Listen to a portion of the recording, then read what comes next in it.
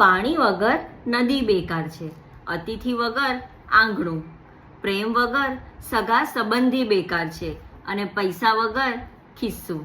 તેવી જ રીતે આપણા જીવનમાં ગુરુ ન હોય તો જીવન બેકાર છે.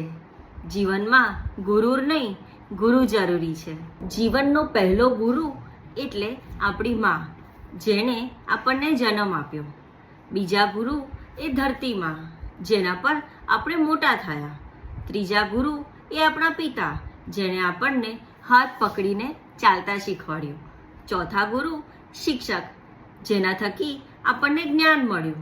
અને પાંચમા ગુરુ આધ્યાત્મિક ગુરુ, જેના થકી આપણે ઈશ્વરનો માર્ગ પર ચાલી શકીએ. આમ આ 5 ગુરુ વડે આપણું જીવન સાર્થક થઈ શકે. જેના તરફથી આપણને કંઈ પણ શીખવા મળે એ ગુરુ, પછી ભલે નાનું બાળક હોય કે કોઈ જાનવર. આપ સૌને ગુરુ પૂર્ણિમાની શુભકામનાઓ.